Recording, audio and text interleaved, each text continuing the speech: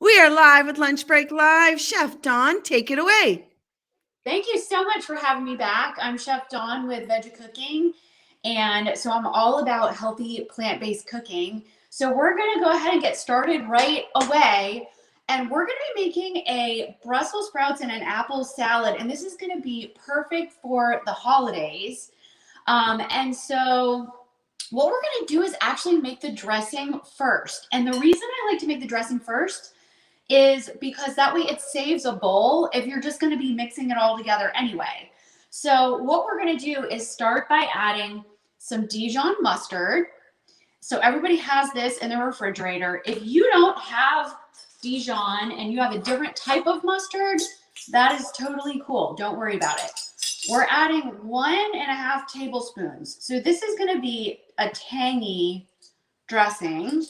I love using mustard in my recipes. So I'm doing 1.5 tablespoons. Then we're gonna add a tablespoon of maple syrup.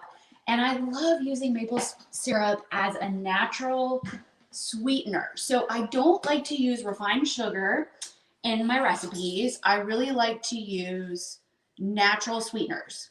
So if you don't have maple syrup, I always like to offer different options if you don't have something on hand. You can use coconut palm sugar or agave. Those would work fine. 1 tablespoon. Then you're going to need 3 tablespoons of red wine vinegar. And again, this is just a really nice flavor profile, but if you've got apple cider vinegar, that would be delicious here too. So you're going to use 3 tablespoons of this, and then we're going to add a clove of garlic. I love adding fresh garlic to my recipes because garlic is just so good for you. And I've got a little bucket here that I use for composting. So in all my cooking classes, we always compost all of our vegetable scraps. I do a lot with kids, so it's kind of cool to be able to talk about why we do that, just to make new healthy soil. So I compost all my veggie scraps. So I've got my little bucket here. And in my cooking classes, talking about sustainability, we don't use any single-use plastics. And I'm just smashing my garlic here before I chop it up. And we use all real silverware with the kids, so no plastics. So that's kind of a cool thing in our cooking classes. I like to talk about it when I'm teaching, even virtually. So I'm just mincing up this garlic. It smells so good, you guys. And if you like garlic, this calls for 1 clove, but you can always add more. So I'm just going to chop it up like this. And I'm just going to let it sit out while I add the next ingredient, because the longer the air gets at it, it kind of enhances some of its nutrient compounds. Same thing with onions. If you could just let them sit for ideally about 10 minutes, but we don't have 10 minutes right now. So I'm going to let that sit as we add our olive oil. And I'm using the back of my knife to just scrape that together. That's going to keep from dulling my knife too much. And I'm going to add a little bit of olive oil. So a lot of recipes call for a lot of oil. I like to cut it down a little bit, and it's going to add the flavor without quite as much fat. So I'm doing 4 tablespoons or 1/4 cup. And then we're going to whisk that together, or if you have a fork, you can just mix it with a fork. And I'm going to show you just a little tip on how you're going to whisk, because I think a lot of people whisk in a circular motion. So I'm going to show you what we're supposed to do. So let's go ahead and add our garlic that we chopped. Let's get that in there. And then we're going to also add a little bit of salt and pepper before we start whisking. So I'm going to just add a little salt, a little pepper. I'm just kind of eyeballing it because you know what, you guys? We can add more later. after we taste it. So as you're cooking, you always want to be tasting as you go. So if you're whisking, it's really best to go back and forth like this. So hopefully you guys can see me, because when you go Yes, we can see you, and we are live on Lunch Break Live, everybody, and we are making the dressing. We've got Chef Dawn in the kitchen. She is making this delicious dressing. We're going to be having some Brussels sprouts and that tangy apple salad. Great sides, everybody, but you could make a meal out of them too. All right, so I love how you're showing us. Can you bring the bowl up a little closer? Do you mind? Take a look, everybody. Back and forth. back and forth is really the best way to whisk. So I've got to tell my kids that. So we're just getting that all incorporated together. So now the dressing is done. And so as we're adding our salad ingredients, now we don't have to wash the dressing bowl. Of course, if you don't want to mix it all together, then you're not going to want to, you'll leave the dressing off to the side, of course. So let's talk about the Brussels sprouts. So what I've got here is since we've got about half a pound of Brussels sprouts, I have a little bit more in here. You can add as many as you like, but it calls for shaving the Brussels sprouts. So since I wasn't going to have quite enough time to do all that, I wanted to show you though, if you've never seen Brussels sprouts, some people have never seen a Brussels sprout. These grow on a long stalk. It's so crazy if you've never seen the stalk before. And it's beautiful, but it's really a funky looking vegetable. And it is in the brassica family, along with kale and broccoli and cabbage. So it's kind of related to cabbage. So it looks like a tiny little cabbage. And a lot of people, I'm just going to slice these very thinly. A lot of people do not like, or they think they don't like Brussels sprouts, right? Because maybe your mom cooked them and they were super mushy and smelled bad. But this is a great way to get kids to eat Brussels sprouts. So I have made this in our cooking classes with the kids and they love them. And what I'm doing is I'm looking at the Brussels sprout and I'll just take off some of the leaves if they don't really look good, or you have a little brown spot. That's okay. If you have a little brown spot, don't freak out about it. It's totally fine. So I'm just going to cut the little base of it off like this. And then I'm going to be shaving it thinly with my knife. In our kids' cooking classes, they just kind of chop them up. It doesn't really matter. It's just, I kind of like the look of having these thin, little round kind of chips. They're tasty. And if you don't think you like a vegetable, I encourage you to try it raw. Maybe not a potato, but really try them raw because they are delicious a lot of times if you try them raw. And that may be a way that you actually end up liking to eat it. So again, I'm going to just take off this little outside. I've got most of them all ready to go. And I just wanted to show you guys how you're doing this. And I'm going to start. So I'm going to just now throw these right in to my dressing. So let's go ahead and get those in with our dressing. It looks so pretty. And as you add these in, the little Brussels sprouts will, as the little shavings will kind of come apart. And why I like adding the dressing in for this kind, which isn't a lettuce-based salad. So if you do this with a lettuce-based salad, it could get mushy. But for this heartier type of a vegetable, like Brussels sprouts or broccoli, so we're going to move on to broccoli, these are great to marinate in the dressing. So I'm just going to start cutting the florets. You need about 2 cups. If you have a really big head of broccoli, this isn't that big. So we're going to want probably about 2 cups. So I'm just cutting off my little florets like this. And I like to these little tiny stems, I just snack on those as I'm cooking. I think they're crunchy and delicious. I really like them. I'm going to cut these into bite-sized pieces, but you cut them into however size, whatever size you want. these salad recipes are super flexible. So I'm adding that right to my bowl. And I'm going to make sure I've got about 2 cups. So, okay, we'll kind of measure in here so you can see what it looks like. Now, the base of your broccoli, you can actually steam that or roast it. Or if you have like a broccoli cheese soup, you could do it shredded like carrots, like shredded carrots.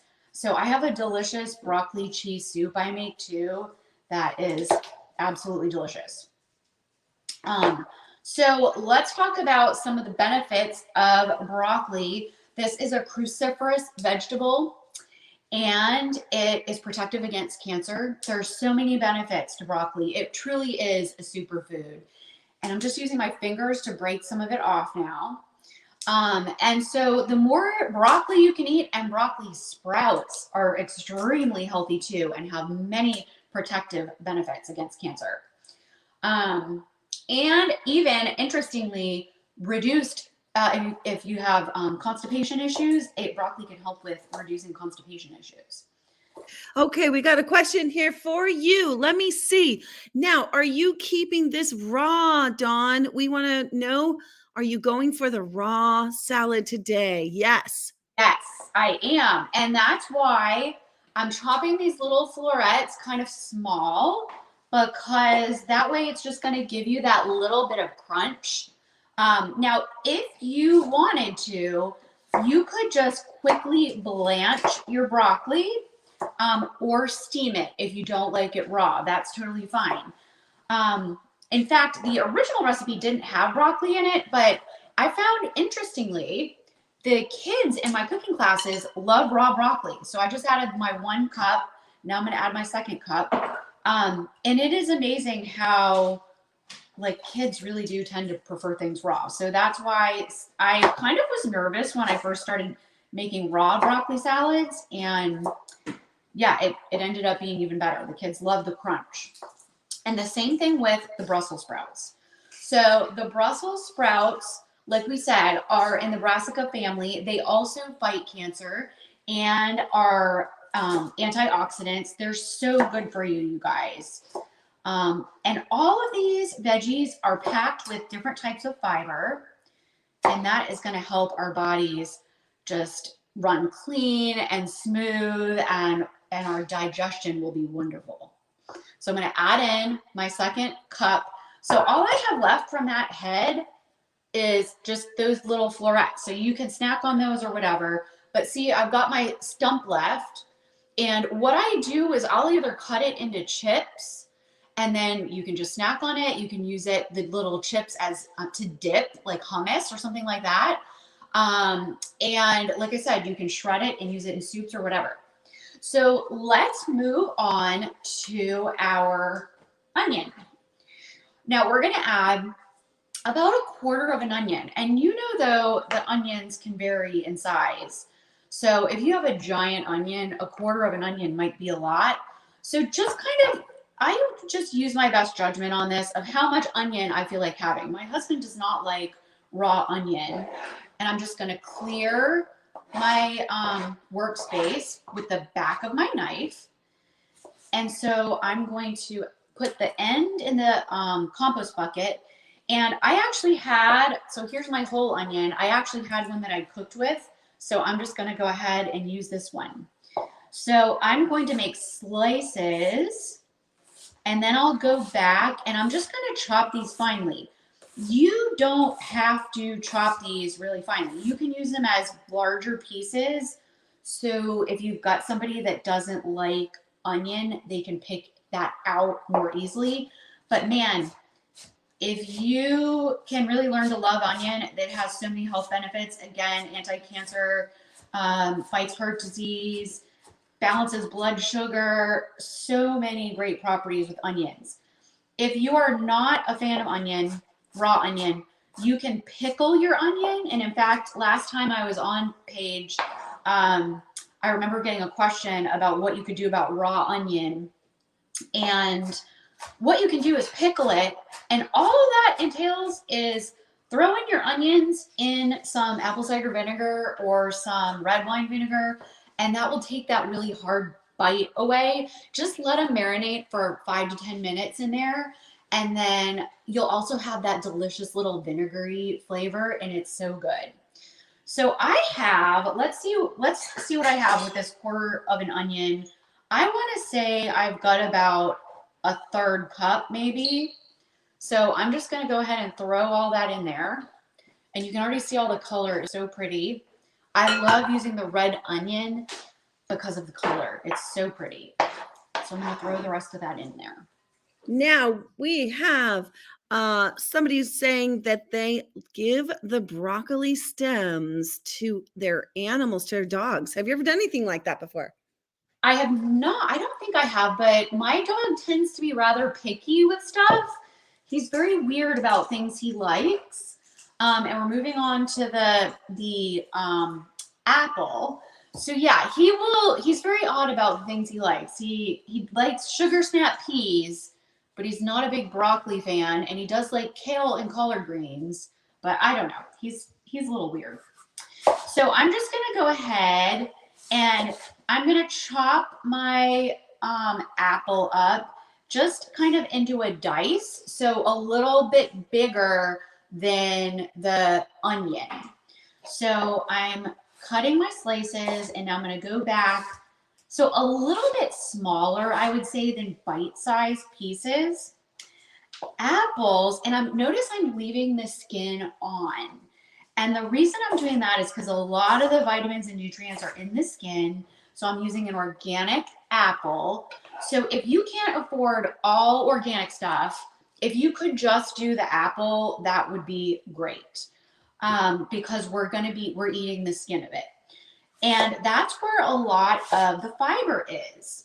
The fiber in the apple is a prebiotic fiber that really feeds all of the good microbes in your gut. So that's what keeps all of the good microbes that have protective benefits healthy and happy.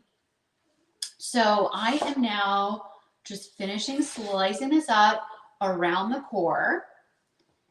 And I'm going to show you with, oh my gosh, this is looking so pretty, you guys.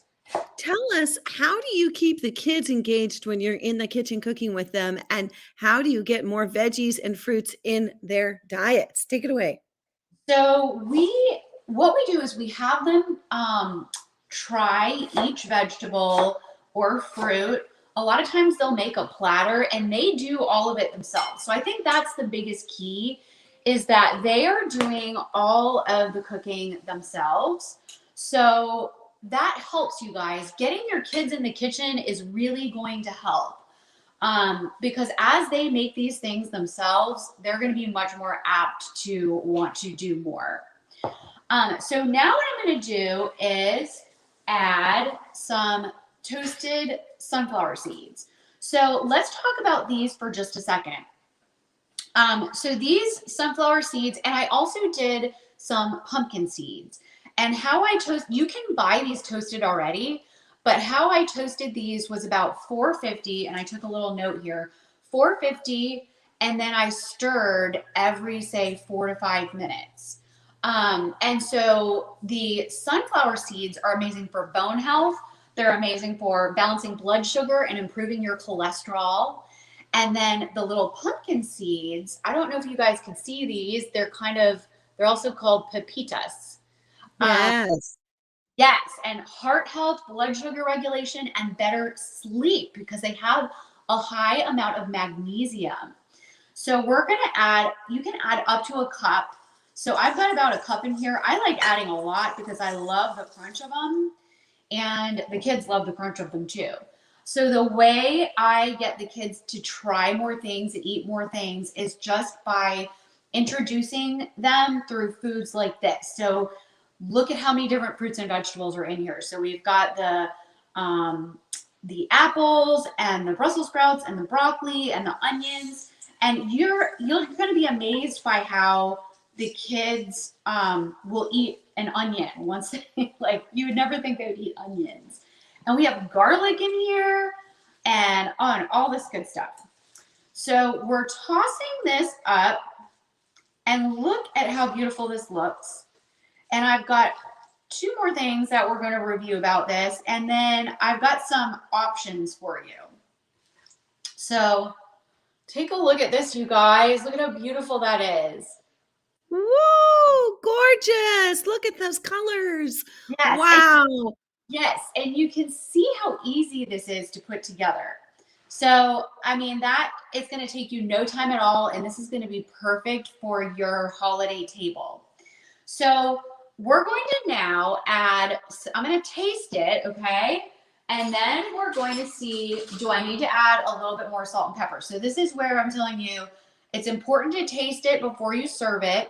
And then make sure, though, you don't put your spoon back in with your recipe. So remember that, you guys. Oh my gosh, so good. All right. I'm going to add some pepper. I love pepper with fruit. I know that sounds weird, but I love it. And this kind of recipe, kids, not so much. But what I told them is pepper helps your body suck up all the vitamins and nutrients that are in the vegetables. So it makes the nutrients in the vegetables more bioavailable. And the crunch in here from the toasted pumpkin seeds and sunflower seeds, it's so good. And then we're going to add just a hint more of salt. And then I added a couple options in the recipe. So I'm just stirring this up. This is going to continue to marinate. And so I have some dried cherries. Since we're going to use this for potentially the holiday table, I've got some beautiful dried cherries here from Trader Joe's. And that's just going to add a little tart tang. This is, oh my gosh, this is one of my favorite recipes, you guys. And some other alternatives, raisins would be delicious here. And also you could do dried cranberries. And Trader Joe's has all kinds of good like nuts and seeds. And in fact, that's where I got this raw sunflower seeds and the raw pumpkin seeds. So also when you're toasting the pumpkin seeds and the sunflower seeds, you can dry toast those on a pan. Or you can do them with a little bit of olive oil and a little bit of salt and just toss those around every 4 to 5 minutes to make sure they don't burn. Because when they burn, then they're pretty much ruined. So if you're worried about that, you can get them pre-toasted. But I added the cherries this. Wow. Look at this gorgeous raw salad. Now, the question is, could you warm this up? That is the question of the day. What are your thoughts on that? I think you could definitely warm it if you wanted. What you could do, here's how I would do that. I would get a pan. I wouldn't really do it in the oven necessarily. You could try it and let me know how it is. But I would almost do it in a pan and kind of saute it a little bit. If you were going to try roasting it in the oven, it probably would be delicious. What I would do though is maybe toast the sunflower seeds and the pumpkin seeds separately. And then I would add those in just because they may have a different cook time. The other thing is if you want to roast these vegetables first, then do the dressing and the combination, I think that would be delicious. So I don't know that I would make it and then bake it. I think I would roast the components separately and then add them together, if that makes sense. Yes. And there's a question about shaved almonds or pine nuts. What are your thoughts on that? That would be absolutely delicious. The shaved almonds would go beautifully in this salad. You guys are going to love, I think, the balance of the sweet and the crunchy and the little hint of onion. And I think the pine nuts would be delicious. And the almonds, and really any nut would be perfect in here. If you have pecans, you could use those. If you have walnuts, you could use those. You really can't go wrong. My daughter is allergic to nuts other than almonds. So I would be able to use almonds in this recipe, but I typically, when I'm working with kids, we have a lot of really strong allergies to any kind of nuts. So I tend to shy away from that a little bit if I'm doing stuff with kids. But I think that all of those would be really, anything would be delicious. Maybe not peanuts, but everything else would be really delicious. Amazing. Okay, well, we're going to be wrapping up the show. I want to let everybody know you can find Dawn on her website. She's going to tell you what that is in a moment. You're going to find this recipe and thousands of others on our website. Dawn, take it away. Show us the salad if you don't mind, and let us know where people can find you as we head out. Take it away. Okay, so you can find me at VegeCooking.com. That's VEGE-cooking.com. And I'm also on Instagram and Facebook and YouTube, actually. So it would be VegeCooking Club, all one word, VegeCooking Club. And we've got cookbooks and programs and all kinds of fun stuff. And I've got a ton of recipes on the website. Sign up to get recipes, because I will only email if we're sending a free recipe or giving you updates on what's going on with VegeCooking. VegeCooking, yay! Thank you so much for watching, everybody. We're so grateful. And Chef Dawn, we're going to say goodbye now. See you next time, everybody. Take care. Plants.